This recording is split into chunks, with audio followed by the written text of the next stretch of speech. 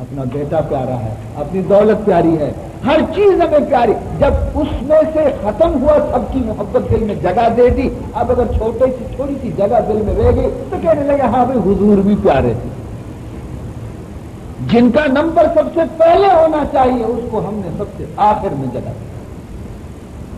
حضور کی بات اس وقت مانیں گے جب بیٹا ناراض نہ ہو، جب بیوی ناراض نہ ہو، جب بچے ناراض نہ ہو، جب تجارت خراب نہ ہو جائے، جب کاروبار خراب نہ ہو جائے. پھر حضور سے محبت ہے. جہاں دونوں میں ٹکر ہو گیا کہ اگر حضور سے محبت کرو گے، حضور کی بات کو مانو گے تو بھائی بیٹا ناراض ہوگا، اس کی شادی میں ہم نے کیوں ڈھولک نہیں بجوایا، کیوں ناچ نہیں کروایا، کیوں خلاف شریعت کام نہیں کرا؟ کیونکہ بیٹا ناراض ہوگا، کہے گا میں دریا میں اپنے کو ڈبو دوں گا. یہ ہمت کون لائے کہ بیٹا جائے تو چلا جائے مگر میرے سرکار کا دل ناراض نہ ہو جائے؟ ایسا جوہر کون لائے؟ شیطان تو اسی لیے بیٹا ہے. قرآن کھول کے پڑھیں، الشیطان یعدکم الفقر وَيَأْمُرُكُمْ بِالْفَحْشَاءِ. کیا کہتا ہے قرآن؟ اللہ تعالیٰ فرماتے ہیں کہ جب کوئی نیک کام کرنے کے لیے کچھ خرچ کرنے کا موقع آتا ہے، بھائی یہ مسجد بنانی ہے، یہ مدرسہ بنانا ہے، یہ طالب علموں کی خدمت کرنی ہے، یہ کسی عالم کی خدمت کرنی ہے، یا فلانا نیک کام کرنا ہے، کسی یتیم کسی بیوہ کی مدد کرنی ہے، تو شیطان آ کے کان میں کیا پھونکتا ہے؟ الشیطان یعدکم الفقر. وہ آ کے تمہیں ڈراتا ہے، دیکھو بھائی ہمیشہ تندرستی نہیں، ہمیشہ جوانی نہیں، ہمیشہ پیسہ کمانا نہیں، آخر ایک دن بوڑھے ہو جاؤ گے، کام نہیں ہوگا، بسترے پہ پڑے رہو گے. یہ پیسہ تم یوں جوانی کے پیسے کمائے ہوئے خیرات کرتے پھرو گے، فاقے رہو گے، فاقے مر جاؤ گے، بھوکے مر جاؤ گے، تیرے بس پاس کچھ نہیں رہے گا. اسی لیے جو کمایا ہے اسے سنبھالو، آگے بیماری ہے، بیکاری ہے، بے روزگاری ہے، پھر یہ پیسے تمہارے کام آئیں گے. وَيَتِيمًا، دوسرے دن یتیم کو دیا. وَأَسِيرًا، تیسرے دن قیدی کو دیا. اور پھر یہ کہتے ہیں کہ بھائی ہم نے کس لیے دیا ہے؟ إِنَّمَا نُطْعِمُكُمْ لِوَجْهِ اللَّهِ، ہم نے اس لیے اسے دیا ہے تاکہ ہمارا رب راضی ہو جائے. کوئی اور غرض نہیں، نہ نام کی غرض ہے، نہ نمود کی غرض ہے، نہ شہرت چاہتے ہیں، کچھ نہیں چاہتے. ہم صرف یہ چاہتے ہیں کہ ہمارا رب ہم سے راضی ہو جائے. لا نريد منكم جزاء ولا شكورا، ہم تم سے نہ کوئی اس کا معاوضہ چاہتے ہیں اور نہ کوئی اس بات کی تمنا کرتے ہیں کہ تم ہمارا شکریہ ادا کرو. کچھ نہیں چاہتے، یہ چاہتے ہیں کہ رب راضی ہو جائے. میرے محترم بزرگوں بتاؤ، یہ تھے حضرات کھانا دینے والے. کھانا دیتے ہیں اور بھول جاتے ہیں، یہ نہیں کہتے کہ فلانے کو دیا، فلانے کو دیا، فلانے کو دیا، نہیں، بھول گئے. اس لیے کہ اس کا علم اس کو مل چکا خدا کی طرف. اور ہم فرماتے ہیں وہ چیز خدا کے راستے میں دے دو جو سب سے زیادہ پیارا ہو، سب سے زیادہ پیاری چیز خدا کے راستے میں دے دو. ہم کیا کرتے ہیں؟ جو سب سے زیادہ ناپسندیدہ چیز ہے، جو ہمارے کام نہیں آتا، وہ خدا کے راستے میں دے دو. کتنا بڑا فرق ہے. عزیز محترم، ایک دفعہ ایک بچہ ایک پلیٹ فیرنی کا اٹھا کے اپنے استاد کے پاس مسجد میں آیا. استاد جی یہ فیرنی کا پلیٹ ہے، اماں جی نے دیا ہے، ہم نے آج فیرنی پکایا ہے، یہ آپ کا حصہ. تو امام صاحب نے دیکھا اتنا چھوٹا سا پلیٹ تو ہے، مسجد میں اس وقت کوئی دوسرا ہے نہیں، تو میں کھا کے صاف کر کے واپس پلیٹ دے دوں. بچہ ابھی موجود تھا، تو اس نے جو انگلی سے اس کو کھانا کے لیے ابتدا کیا کہ کھاؤں، تو لڑکا کہنے لگا استاد جی اس طرف سے مت کھانا، اس طرف سے کھانا. عجیب، ایک ہی تو پلیٹ ہے، اس طرف سے نہیں کھانا، اس طرف سے کھانا. کیوں بیٹا کیوں؟ اس طرف سے کیا ہے؟ اس طرف نہیں کھانا، اس طرف کھانا. نہیں، ذرا یہ پلیٹ پڑا ہوا تھا، کتے نے آ کے یہاں منہ مارا اس طرف. تو کتے نے منہ مارا تو کہا بھائی یہ تو بھی گندا ہو گیا، کیا کرے؟ کہا جاؤ ملا جی کو دیا. اپنے کام کا نہیں رہا تو اب یہ جا کر کے خدا کے نام پر دے. کتنے افسوس کی بات ہے. لن تنالوا البر حتى تنفقوا مما تحبون، جب تک تم اپنی محبوب چیز کو خدا کے راستے میں نہیں دو گے، تم قیامت کے نیکیوں کو، فلاح و کامیابی کو حاصل نہیں کر سکو گے۔ اور فرماتے ہیں وہ مقصل اوریان، چوتھا وہ آدمی کی جنت جس کا مشتاق ہے وہ شخص ہے جو ننگوں کو کپڑے پہناتا ہے۔ کسی کو دیکھا کہ بیچارے کا پیمند لگا ہوا ہے، بیچارے کا سطر کھل رہا ہے، فوراً ایک جوڑا نیا بنا کر کے دے دیا، لو بھائی یہ پہن لو۔ کسی نمازی کو پہنا، کسی نمازی کو کھانا کھلاؤ۔ بعض لوگ خیرات کرتے ہیں مگر ایسے لوگوں کو دیتے ہیں کہ جن کا چرس کا گولی ختم ہو گیا ہے، جس کو مارفیا کا انجیکشن لگانا ہے تو وہ آ کے کہتے ہیں بھائی کچھ دے دو ذرا، نشے کا وقت ہو گیا۔ یہ غلط چیز ہے۔ ولا یاکل طعامک الا تقی، ایسے لوگوں کو اپنے دسترخوان میں شریک کھانا بنا دو جو خدا کے نیک بندے، وہ نماز پڑھیں گے، وہ دعا مانگیں گے، وہ عبادت کریں گے، اس سے تمہیں اجر ملے گا۔ ایسے آدمی کو دینا غلط ہے کہ جو تمہارے پیسوں کو لے کر کے سینما جا کر کے دیکھے، شراب جا کر کے پیے، چرس کی گولی لے کے استعمال کرو۔ نیک بندوں کی خدمت کرو، اللہ کے نیک بندوں کی خدمت کرو۔ اور میرے محترم بزرگوں، آخری چیز جس کے لیے میں نے یہ پوری حدیث تلاوت کی ہے، آخری جو 5 آدمیوں میں سے آخری شخص ہے اس کے بارے میں فرماتے ہیں ومن صلی علی حبیب الرحمن، فرماتے ہیں 5واں شخص وہ ہے کہ جنت جس کا مشتاق ہے وہی شخص ہے کہ جس نے محبت کے ساتھ حضور اکرم صلی اللہ علیہ وسلم پر نہایت ہی سکون اور خاموشی کے ساتھ درود شریف پڑھا۔ اندازہ لگا لیجئے گا کتنا بڑا ثواب اور کتنا بڑا اجر ہے۔ اس سے محبت بڑھتی ہے، جس سے محبت ہوتی ہے اسے کثرت سے یاد کیا جاتا ہے، جس سے محبت ہوتی ہے ہر جگہ اسی کا ذکر کیا جاتا ہے۔ اگر حضور سے محبت ہے تو ہر وقت اسی کا ذکر ہونا چاہیے۔ بہرحال بات بہت لمبی ہو گئی لیکن مفید باتیں تھیں، صرف یہی دعا مانگی ہے کہ اللہ تعالیٰ ان باتوں پر ہم سب کو عمل کرنے کی توفیق عطا فرمائے۔ اب وہ آیات کریمہ جو میں نے تلاوت کی ہیں ان کے بارے میں سنیے گا۔ وعباد الرحمن الذين يمشون على الأرض هونا وإذا خاطبهم الجاهلون قالوا سلاما والذين يبيتون لربهم سجدا وقياما والذين يقولون ربنا اصرف عنا عذاب جهنم إن عذابها كان غراما إنها ساءت مستقرا ومقاما۔ حق سبحانہ وتعالیٰ فرماتے ہیں کہ آپ کو معلوم ہے کہ میرے بندے کون ہیں، میری بندوں کی صفات تمہیں معلوم ہے، میں اپنے بندوں کی صفت تمہارے سامنے مولا فرماتے بیان کرتا ہوں۔ ویسے بندے تو سب خدا کے ہیں،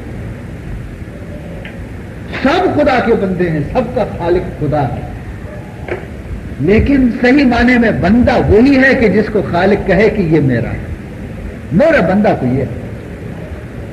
ایک باپ کے 5 بچے ہیں، 5 بیٹے ہیں، ایک دوست آ گیا اس کے پاس، کہا تمہارے کتنے بیٹے؟ کہا میرا بیٹا تو یہ ایک ہی ہے، حالانکہ 5 بیٹے ہیں۔ وہ کیوں کہتا ہے کہ میرا تو بیٹا ایک ہی ہے؟ یہ ہے کیوں؟ اس لیے کہا کہ میرے خدمت یہ کرتا ہے، میری بات کو یہ مانتا ہے، باقی میرے نافرمان ہیں، میرے لیے وہ مر چکے ہیں۔ کہتا ہے کہ نہیں، وہ نافرمان ہیں، انہوں نے مجھے دکھ پہنچایا ہے، وہ میرے نہیں ہے، میرا بیٹا یہ، حالانکہ وہ بھی اس کے بیٹے۔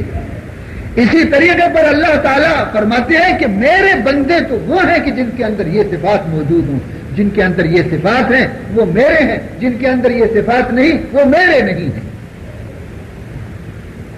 یوں تو قرآن پاک میں اسی سلسلے میں بہت ساری صفات آئی ہے، مگر میں نے صرف چند صفتیں بیان کرنا ہے مقصود ہے، میں نے وہی تلاوت کی ہے۔ بنیادی چیز فرماتے ہیں، پہلی صفت فرماتے ہیں عباد الرحمن، رحمان کے بندے کون ہیں؟ پہلی صفت الذین یمشون علی الارض ہونا، پہلی صفت یہ ہے کہ میرے بندوں کے دل کے اندر بڑائی کا نام و نشان نہیں ہے۔ کبر، تکبر، غرور، بڑاپن، بڑائی، یہ اس کی خوشبو بھی ان کو نہیں ہے۔ ایسے میرے عاجز بندے ہوتے ہیں، میرے بندے وہ ہیں جو میرے آگے جھکتے عاجز۔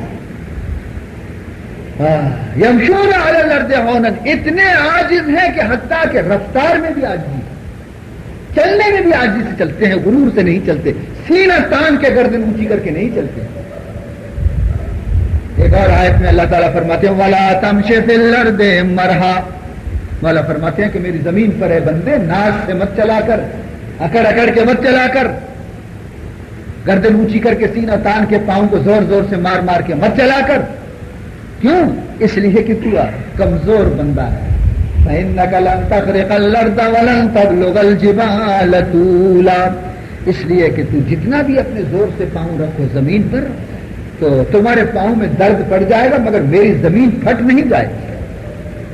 تم زور زور سے چلنے سے اب میری زمین کو پھاڑ نہیں سکو گے، تو پھر کیوں رفتار بدل دیا تم نے اپنا؟ تم تو کمزور ہو۔ اور اسی طریقے پر گردن اونچی کر کے مت چلنا، ولن تبلغ الجبال طولا، کتنی ہی گردن اونچی کرو مگر میرے پہاڑ تم سے زیادہ اونچے، اس کی اونچائی تک تمہاری گردن نہیں پہنچ سکے۔ فرماتے ہیں کہ غرور اور تکبر مجھے اپنے بندے کا پسند نہیں۔ ہاں، موقع جب آئے دشمن کو زیر کرنے کا، کافروں کے ساتھ مقابلہ ہو رہا ہے، تو پھر اپنی شان کو ظاہر کرو، وہاں سر اونچا کرو، وہاں سینہ تان کے نکلو۔ اپنے بھائیوں کے اندر زمین پہ چلتے ہو، وہاں کس کے آگے سینہ تانتے ہو؟ کہاں کیوں گردن اونچی کرتے ہو؟ کیوں اترا اترا کے چلتے ہو خدا کی زمین پر؟ ان اللہ لا یحب کل مختال فخور، ایسے بندے خدا کو پسند نہیں ہیں۔ خدا ان بندوں کو پسند کرتا ہے کہ جن کے دل خدا کی محبت میں بالکل ٹوٹ چکے ہیں۔ انا عند منکسرۃ القلوب، حدیث قدسی ہے، مولا فرماتے ہیں مجھے اگر کوئی تلاش کرنا چاہے تو ان ٹوٹے ہوئے دلوں میں تلاش کرے کہ جن کے دلوں میں شکستگی ہے اور جو عاجز دل ہے، میں وہاں ملوں گا۔ اور فرماتے ہیں یہ تو ہوا تکبر و غرور، اس سے منع کیا ہے۔ اللہ تعالیٰ فرماتے ہیں کہ غرور کا لائق میں ہوں، بڑائی مجھے زیب دیتا ہے۔ وَلَهُ الْكِبْرِيَاءُ فِي السَّمَاوَاتِ وَالْأَرْضِ، بڑائی آسمانوں میں بھی میرے لیے ہے اور زمین میں بھی میرے لیے ہے، میرے برابر کوئی نہیں، میرے بغیر کسی کو بڑائی زیب نہیں دیتا۔ خدا کی ذات کے بعد کائنات میں محمد سے بڑھ کر کوئی نہیں، اللہ کے بعد میرے پیارے نبی محمد رسول اللہ صلی اللہ علیہ وسلم سے بڑھ کر کسی کا رتبہ نہیں۔ مگر آپ کی زندگی کو دیکھو کہ سبحان اللہ کتنی عاجزانہ زندگی ہے، غرور کا نام نہیں۔ اپنا جوتے کا تسمہ ٹوٹ گیا ہے خود اسے بنا رہے ہیں، کپڑا پھٹ گیا ہے اسے خود سی رہے ہیں، بازار میں جاتے ہیں گھر کے لیے سودا خریدتے ہیں خود اپنے ہاتھ سے اٹھاتے ہیں، حالانکہ قربان ہونے کے لیے ہزاروں خادم موجود ہیں۔ طاقت ہے مگر چٹائی پہ سوتے ہیں، اور چٹائی پہ سونے کی وجہ سے پشت مبارک پر ایک ایک گھنٹے تک چٹائی کے نشان پشت مبارک پر پڑا رہتا ہے۔ یہ امت کو تعلیم دینا مقصود تھا۔ میرے عزیزوں، میرے دوستوں، پہلی صفت اللہ فرماتے ہیں میرے بندوں کی یہ، اور دوسری صفت وَإِذَا خَاطَبَهُمُ الْجَاهِلُونَ قَالُوا سَلَامًا، جب کوئی جاہل انسان، بے سمجھ انسان، نادان انسان میرے بندے سے الجھ جاتا ہے، اسے سخت سست الفاظ سے خطاب کرتا ہے، برا بلا کہتا ہے، تو یہ اس کے ساتھ لڑتا نہیں ہے، وہ قالوا سلاما، اسے سلام دے کے چلا جاتا ہے۔ کہتے ہیں جتنی دیر تک میں تم سے باتیں کروں، تم سے الجھتا رہوں، اتنی دیر میں میں ایک تسبیح کیوں نہ پڑھ لوں، اتنی دیر میں میں ایک پارہ قرآن پاک کی تلاوت کیوں نہ کروں، اتنی دیر میں 2 رکعت نفل کیوں نہ پڑھ لوں، کیونکہ میری زندگی بڑی مختصر ہے۔ میں حضرت نوح علیہ السلام کی امت میں نہیں ہوں کہ جس کی عمریں 1000 برس کی ہوتی تھی، میں تو محمد کی امت میں سے ہوں کہ ہماری عمریں 50 60 70 برس کی ہوتی ہیں۔ اس 60 70 برس کی عمر کو میں ضائع کیوں کروں؟ بڑا مختصر وقت کے لیے میں دنیا میں آیا ہوں، 10 15 برس تو بچپن میں گزر گئے، ضائع ہو گئے، اور باقی دن جوانی کے زیب و زینت میں گزر گئے، تو تھوڑا بچ گیا ہے اسے میں جھگڑے فساد میں گزاروں؟ نہیں، اب اللہ کی یاد میں گزاروں گا۔ کوئی الجھنا چاہتا ہے تو کہتے ہیں السلام علیکم بابا، تم سچے بے جھوٹا، ختم۔ کون کرتے؟ نفس یہ گوارا کرتا ہے؟ نہیں، نفس تو کہتا ہے اینٹ کا جواب پتھر سے دو۔ کیا میں اتنا کمزور ہوں تو فلانا مجھے اس طرح دبا؟ نہیں بھائی، یہ لوگ بڑے اللہ کے نیک بندے ہوتے ہیں، خدا ایسو کی تعریف کرتے ہیں، ایسو کی تعریف کرتے ہیں۔ حضرت سعدی علیہ رحمہ فرماتے ہیں کہ میں ایک دن گزر رہا تھا شہر میں، تو میں نے دیکھا ایک بہت بڑا موٹا تکڑا زور والا پہلوان، جس کا نام مشہور ہے کہ اس نے میدان میں کتنے پہلوانوں کو پچھاڑا ہے۔ میں نے دیکھا کہ 10 آدمیوں نے اس کو پکڑ لیا اور اس کے غصے سے اس کے منہ سے کف نکلتا ہے، پانی نکلتا ہے، تھوک نکلتا ہے، غصے میں چھوڑو مجھے، وہ کہتا ہے چھوڑو مجھے۔ میں نے کہا یہ کس پر غصہ ہے؟ دیکھا تو ایک نحیف اور کمزور آدمی ہے، اس پر غصہ ہے، چھوڑو میں اس کا کچمبر نکالتا ہوں۔ میں نے پوچھا بھائی کیوں ناراض ہے اس پر؟ لوگوں نے کہا اس نے اسے گالی دی ہے، پہلوان کو گالی دیا، پہلوان کہتا ہے چھوڑو میں اس کی ہڈی پسلی توڑ دوں، مجھے کیوں گالی دیا؟ شیخ ساتھی نے کہا ارے یار میرا اعتقاد اس پہلوان سے اب اٹھ گیا۔ کیوں؟ میں نے سمجھا تھا یہ بڑا پہلوان ہے، مگر معلوم ہو یہ پہلوان نہیں ہے۔ کیسے بھائی ہے تو پہلوان، وہی تو ہے۔ کہا بھائی پہلوان کہتا ہے 10 من کا پتھر اٹھا سکتا ہے، مگر ایک چھوٹی سی گالی کو برداشت نہیں کیا اس نے۔ چھوٹی سی گالی برداشت کرو، نفس جس کا بری بات سن کے نفس اسے برداشت کر لے، یہ ہے ہمت کا کام۔ پتھر تو جانور بھی اٹھاتے ہیں، پتھر تو ہاتھی بھی اٹھاتے ہیں، زور ان کے اندر بھی ہے۔ مرد وہ ہے جو اپنے نفس کو کچل دے، نفس کو پامال کر دے، اور یہ اتنی بات سن کر کے بس بگڑ گیا، بے قابو ہو گیا، یہ کہاں کا پہلوان ہے؟ تو عزیزان محترم، یہی تعلیم دی ہے قرآن پاک میں، سنو اور پیٹا، والکاظمین الغیظ والعافین عن الناس واللہ یحب المحسنین۔ مولا فرماتے میرے بندے وہ ہیں جو اپنی طبیعت کے خلاف بات سن کے جب انہیں غصہ آ جاتا ہے، انسان ہے غصہ آ جاتا ہے تو وہ غصے کو ظاہر نہیں کرتے بلکہ پی جاتے ہیں۔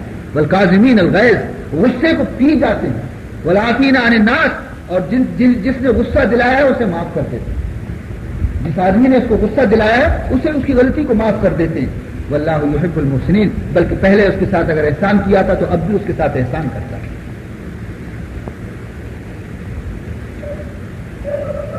یہ دوسری صفت، اور تیسری صفت فرماتے ہیں والذین یبیتون لربہم سجدا وقیاما۔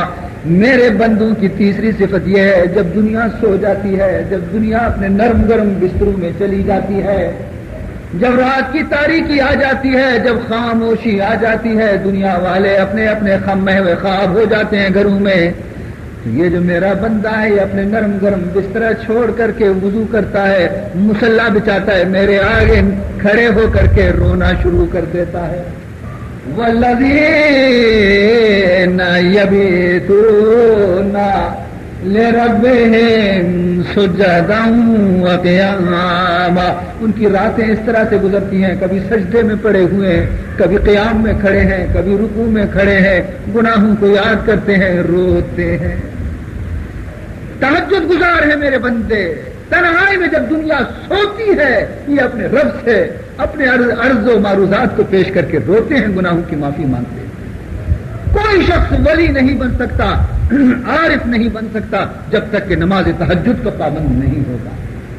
عزیزان محترم یاد کرنا، اللہ فرماتے ہیں میرے بندوں کی خصوصی صفت یہی ہے کہ وہ راتوں کو میرے آگے سر بسجود ہوتے ہیں۔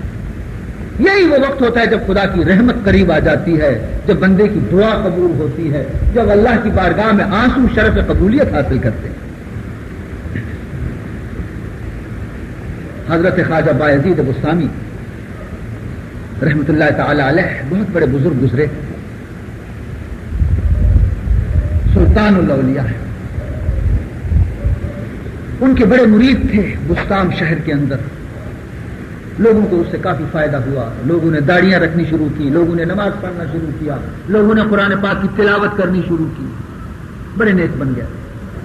شیطان کو یہ بات کیسے پسند آ گیا کہ لوگ جنتی بن جائیں، لوگ جنتی بن جائیں، شیطان کو یہ بات گوارا نہیں تھی۔ تو شیطان نے کیا کیا، ایک حسین بدچلن فاحشہ عورت کے کان میں پھونک دیا کہ فلاں شہر میں جاؤ، کمائی بڑی زیادہ ہے۔ وہ بڑی حسین اور خوبصورت حسینہ تھی، عورت تھی، بدچلن عورت تھی، بازاری عورت تھی۔ وہ بستان کے شہر میں اس نے آ کے ایک کوٹھی کرائے پہ لیا اور وہاں رہنے لگے۔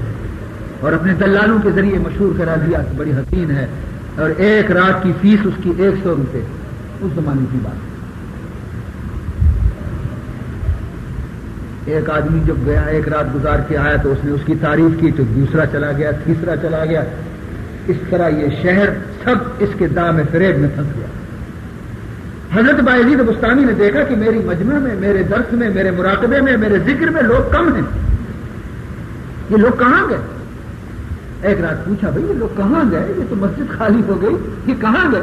کسی نے کہا حضرت کیا بتائیں، ایک طوفان برپا ہے، ایک عورت آئی ہے اور سارا ستیہ ناش کیا ہے لوگوں کا، اور سب اسی کے چکر میں ہے۔ فرمایا اچھا کہاں رہتی ہے وہ عورت؟ پتہ وغیرہ سب پوچھ لیا۔ کہا کہ پھر یہ لوگ کیسے جاتے ہیں؟ کہا یہ تو بڑی اونچے درجے کی اپنے کو کہتی ہے، وہ تو کہتی ہے 1 رات ایک ہی آدمی میرے پاس ہے اور پوری رات وہاں گزارے 100 روپے فیس لیتی ہے۔ تو پھر وہ 1 رات اسی کی ہے؟ کہاں؟ ہاں۔ بس خاموش ہو گئے حضرت، اس فکر میں تھے کہ مجھے کہیں سے 100 روپے مل جائے۔ سبحان اللہ، 100 روپے مجھے کہیں سے کوئی دے دے قرضہ وغیرہ۔ چنانچہ مل گئے۔ اب یہ کوشش ہوئی کہ میں اس کے دروازے پہ جا کے فقیروں کی طرح بیٹھ جاؤں۔ اپنے نفس کو پامال کیا، یہ نہیں خیال کیا کہ دنیا کیا کہے گی، کہ آج بزرگ صاحب جو ہیں فلانی فاحشہ عورت کے دروازے پر بیٹھے، اس کا خیال نہیں کیا، دنیا کچھ بھی کہے۔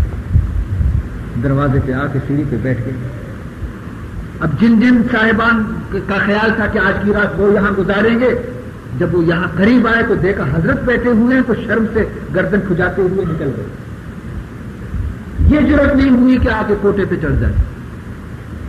جو آتا ہے وہ بس حضرت کو دیکھ کے بس نہیں جاتا کوئی۔ کہنے لگے کہ حضرت آج کیسے یہاں آ گئے؟ اس عورت نے دیکھا کہ رات کافی گزر گئی ہے اور ابھی کوئی خریدار نہیں آیا، کوئی گاہک نہیں آیا، کیا بات ہے؟ خادمہ کو بھیجا کہ جاؤ بھائی دیکھو لوگ کیوں نہیں آتے۔ خادمہ جب نیچے آئے حضرت کو دیکھ کے اوپر گئی، کہنے لگی کہ ایک فقیر بیچارے سائل بیٹھے ہوئے ہیں، اس کو لوگ دیکھ کے نہیں آتے۔ کہا اچھا جاؤ یہ 10 روپے فقیر کو خیرات دے دو اور کہہ دو کہ لو بھائی تمہاری خیرات، وہ چلا جائے گا، گاہک آ جائیں گے، 100 روپے تو میرا ختم نہ ہو جائے۔ خادمہ نے آ کر کے 10 روپے پیش کیے کہ لو ہماری مالکن نے دیا ہے بابا سائیں، یہ تمہارا خیرات ہے۔ مسکرا کے فرمانے لگے بھائی میں کچھ دینے، اپنی خادمہ سے اپنی مالکن سے جا کے کہو کہ میں کچھ لینے کے لیے نہیں آیا ہوں، کچھ دینے کے لیے آیا ہوں، کچھ دینے کے لیے آیا ہوں۔ یہ چلی گئی اوپر کہ عجیب فقیر ہے۔ مالکن سے کہا عجیب فقیر ہے، کہتا ہے میں لینے کے لیے نہیں دینے کے لیے آیا ہوں۔ تو وہ ہنسنے لگی، کہا کہ شاید یہ زندہ دل فقیر ہوگا، جا کے اس سے کہو کہ بھائی تم جو ہم چاہتی ہیں تم نہیں دے سکتے، ہم تو 100 روپے 1 رات کا لیتے ہیں۔ اس نے آ کر کے کہا تو کہا یہ لو یہ 100 روپے پہلے جا کر کے دے دو، ہم رات گزاریں گے یہاں۔ یہ 100 روپے لے کے ہنستی اوپر چلی گئی کہ یہ تو عجیب زندہ دل فقیر ہے، دیکھو 100 روپے دے دیا، کہا رات یہیں گزاریں گے۔ کہا کیا کریں مجبوری ہے، دوسرا تو کوئی آتا نہیں، چلو بلا لو اوپر۔ حضرت بایزید بستانی کو اوپر بلا لیا۔ جب وہ اوپر پہنچے تو انہوں نے پوچھا کہ آج کی رات تو میرے اختیار میں ہے نا، جو میرا حکم ہے اس کی تعمیل کرو۔ کہاں ٹھیک ہے، آج کی رات تم نے میرا فیس دیا ہے، جو تم کہو گے میں عمل کروں گی۔ کہا دیکھو ابھی میرا تجھ سے کوئی واسطہ نہیں، تم جا کے سو جاؤ آرام سے، جب میں تمہیں آواز دوں اس وقت چلی آئی۔ وہ ہنستی ہوئی جا کے چلی گئی، اپنے کمرے میں سو گئی، اور یہ اس نے مصلی بچھا کر کے خدا کے حضور میں نماز پڑھنا شروع کیا، یہاں تک کہ وہ جو آخری وقت جو رات کا آتا ہے جبکہ خدا کی رحمتیں بندوں سے قریب ہوتی ہیں، جب دعا کی قبولیت کا وقت آ گیا۔ ہر رات کے پچھلے حصے میں کچھ دولت بچتی رہتی ہے، ہر رات کے پچھلے حصے میں کچھ دولت بچتی رہتی ہے، جو جاگتا ہے وہ پاتا ہے، جو سوتا ہے وہ کھوتا ہے، جو جاگتا ہے وہ پاتا ہے، جو سوتا ہے وہ کھوتا ہے۔ جب یہ گھڑی آ گئی تو پھر اس نے آواز دی کہ چلی آؤ۔ وہ نیند سے بیدار ہو کے باہر نکلی، بڑبڑاتی ہوئی، کیسے مصیبت سے پالا پڑا ہے، نیند بھی خراب کر دیا، کیا ہے؟ کہا جاؤ پہلے غسل کرو، کپڑے بدلو، پھر آؤ۔ مجبور تھی، فیس لیا تھا، غسل خانے میں گئی، غسل کیا، کپڑے پاک پہن لیے، چلی آئے، بتاؤ اب کیا حکم ہے؟ تو اپنا چادر اس نے قبلے رخ بچھا کر کہا اس پہ قبلے کی طرف منہ کر کے کھڑی ہو جاؤ۔ کھڑی ہو گئی، کہا اب میں جو کچھ کروں تم کرو، میں کہوں تم کہو۔ عجیب جان مصیبت میں پھنس گئی میری، کیا مصیبت ہے آج؟ کہا دیکھو 100 روپے تم نے لیا ہے، میرا حکم مانو۔ کہا ٹھیک ہے، مصلی پہ کھڑا کر دیا اور نماز نفل کی نیت کی تو اس نے بھی نیت کی، اس نے تکبیر کہا، اس نے تکبیر کہا، اس نے جہرن سبحان پڑھا، اس نے بھی پڑھ لیا، اس نے سورہ فاتحہ پڑھا، اس نے بھی پڑھا، اور سورت پڑھ لی قرآن پاک کی، اس نے بھی، پھر رکوع کی تکبیر، پھر رکوع کی تسبیح، وہ بھی نقل کرتی رہی۔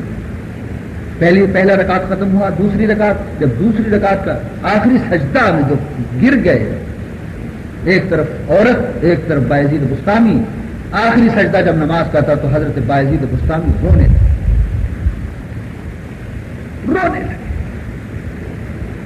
اور رو رو کے اس نے خدا کے حضور میں یہ عرض کیا، ہر چکارم بود آخر کرتا ماش، ہر چکارم بود آخر کرتا ماش، از زنا سوئے نماز آوردم ماش۔ مولا جہاں تک میرے بس کی بات تھی، میرے قدرت کی بات تھی، میری طاقت کی بات تھی، وہ میں نے کر دیا۔ آج کی رات میں نے اس کو زنا سے بچا کر کے تیری مصلی پہ لا کے کھڑا کر دیا، میرا اتنا ہی اختیار تھا، میں نے کر دیا، آگے تیرا کام ہے۔ ہر چکارم بود آخر کردماش، وزدنا سوئے نماز آوردماش، بس رجوع قلب مولا کار ترام، بس رجوع قلب کار ترا، قلبہ قلب طفیل مصطفیٰ، قلبہ قلب طفیل مصطفیٰ۔ اے مولا اب اس کا دل کا بدلنا، اس کے دل کو تبدیل کرنا، دل کے اندر زنا کی نفرت پیدا کرنا، دل کے اندر اپنی محبت کو ڈالنا، یہ تیرا کام ہے۔ دل کا بدلنا تیرا کام ہے، میرا جو کام ہے وہ ختم ہو چکا، تیرا کام رہ گیا۔ مولا اپنے پیارے نبی کی صدقے میں اس کے دل کو بدل دے۔ بس یہ دعا ختم نہیں ہوا تھا کہ وہ خاتون سجدے میں رونے لگی، دل بدل گیا۔ دعا کی قبولیت کا وقت تھا، آنسو ہیں کہ بہ رہے ہیں۔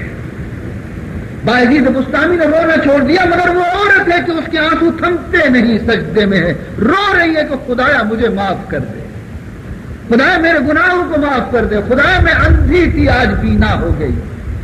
دل بدل گیا۔ اس کے بعد بایزید بستامی کے قدموں میں گرتی ہے اور کہتی ہے جزاک اللہ کے چشمم باز کر دی، جزاک اللہ کے چشمم باز کر دی، مرابا جان جہاں راز کر دی۔